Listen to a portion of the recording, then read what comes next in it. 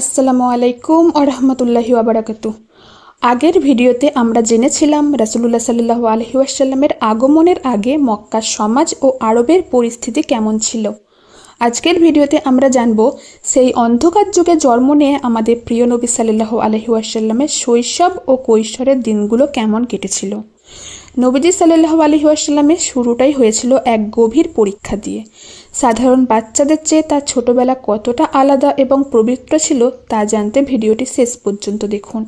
আর আপনি যদি আমাদের চ্যানেলে নতুন হয়ে থাকেন তাহলে চ্যানেলটি সাবস্ক্রাইব করে আমাদের সঙ্গে থাকুন। চলুন এবার শুরু থেকেই জানি কিভাবে কেটেছিল আমাদের প্রিয় নবী সাল্লাল্লাহু আলাইহি ওয়াসাল্লামের সেই শৈশব। রাসূলুল্লাহ সাল্লাল্লাহু আলাইহি ওয়াসাল্লামের পিতা ছিলেন আব্দুল্লাহ ইবনে আব্দুল মুত্তালিব রহমাতুল্লাহি আলাইহি, কিন্তু তার সন্তান পৃথিবীতে আসার আগেই তিনি ইন্তেকাল করেন। অর্থাৎ জন্মের সময় মুহাম্মদ সাল্লাল্লাহু আলাইহি ওয়াসাল্লাম ছিলেন পিতৃহারা। তৎকালীন আরব সমাজে একটি প্রচলিত রীতি ছিল, মক্কার শিশুদের শৈশবের কিছু সময় মরুভূমির বেদুইন পরিবারের কাছে লালন পালনের জন্য দেয়া হতো। এর পেছনে ছিল গুরুত্বপূর্ণ কিছু কারণ। মরুভূমির নির্মল পরিবেশে শিশুরা বেড়ে উঠত, বিশুদ্ধ আরবি ভাষা শিখত এবং শহরের ব্যস্ততা থেকে দূরে স্বাভাবিক পরিবেশে বড় হতো। এই রীতির অনুসারেই শিশু মুহাম্মদ সাল্লাল্লাহু আলাইহি ওয়াসাল্লামকে লালন পালনের দায়িত্ব নেন হালিমা রাদিয়াল্লাহু আনহা।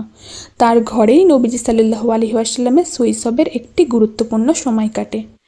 হালিমা রাদিয়াল্লাহু আনহা যখন মুহাম্মদ সাল্লাল্লাহু আলাইহি ওয়াসাল্লামকে নিজের কাছে নেন তখন তাদের পরিবার খুব সচ্ছল ছিল না, কিন্তু হালিমা রাদিয়াল্লাহু আনহার বর্ণনায় এই শিশুকে তাদের ঘরে নেওয়ার পর থেকেই তারা বরকতের নানা নিদর্শন দেখতে পান। অর্থাৎ ছোট্ট মুহাম্মদ সাল্লাল্লাহু আলাইহি ওয়াসাল্লাম তাদের ঘরে আসার পর হালিমা রাদিয়াল্লাহু আনহা তাদের জীবনে কল্যাণ ও বরকতের নানা পরিবর্তন অনুভব করেন। এভাবেই মরুভূমির নির্মল পরিবেশে হালিমা রাদিয়াল্লাহু আনহা স্নেহে কাটতে থাকে নবীজি সাল্লাল্লাহু আলাইহি ওয়াসাল্লামের শৈশবের গুরুত্বপূর্ণ কয়েকটি বছর। এরপর লালন পালনের সেই সময় শেষ হলে তিনি ফিরে আসেন তার মা আমিনা রহমাতুল্লাহি আলাইহার কাছে।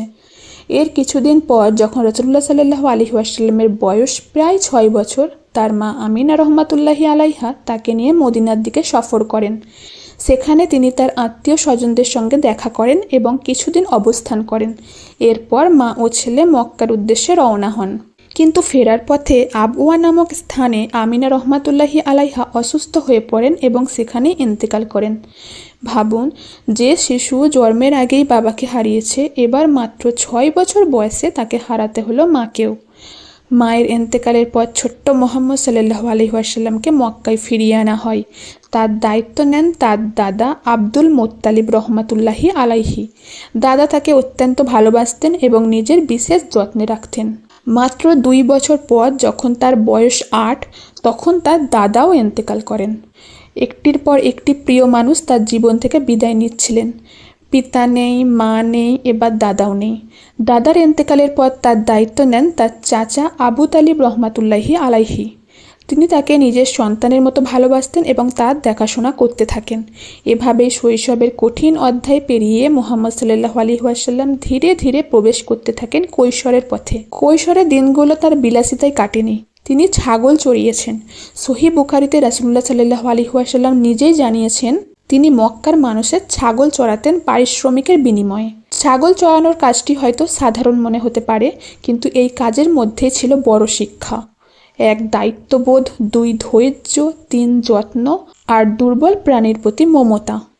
একটি প্রাণীর দলছুট হলে তাকে খুঁজে ফিরিয়ে আনতে হয়, দীর্ঘ সময় দায়িত্বের সঙ্গে কাজ করে যেতে হয়, আর এই ছোট ছোট অভিজ্ঞতাগুলোই যেন ভবিষ্যতে বড় দায়িত্বের জন্য তাকে প্রস্তুত করছিল। নবীজি সাল্লাল্লাহু আলাইহি ওয়াসাল্লামের শৈশব ও কৈশোর তাই শুধু বয়স বেড়ে যাওয়ার গল্প নয়, এটা ছিল পরীক্ষার মধ্য দিয়ে চরিত্র গড়ে ওঠার সময়।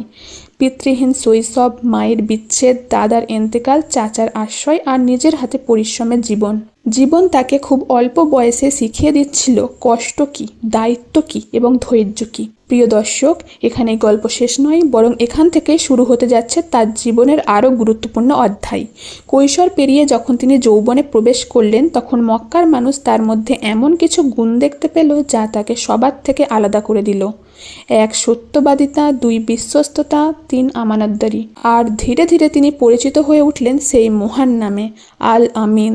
কিভাবে একজন এতিম শিশু মক্কার মানুষের সবচেয়ে বিশ্বস্ত মানুষে পরিণত হলেন, কিভাবে তার জীবনে এলেন খাদিজা রাদিয়াল্লাহু আনহা, আর কিভাবে শুরু হলো তার যৌবনের সেই অসাধারণ অধ্যায়, সেই ঘটনা থাকছে আমাদের পরবর্তী ভিডিওতে ইনশাআল্লাহ। ভিডিওটি ভালো লাগলে লাইক দিন এবং বন্ধুদের সঙ্গে শেয়ার করুন এবং সিরাতের এই ধারাবাহিক যাত্রায় আমাদের সঙ্গে থাকুন। আল্লাহ হাফিজ।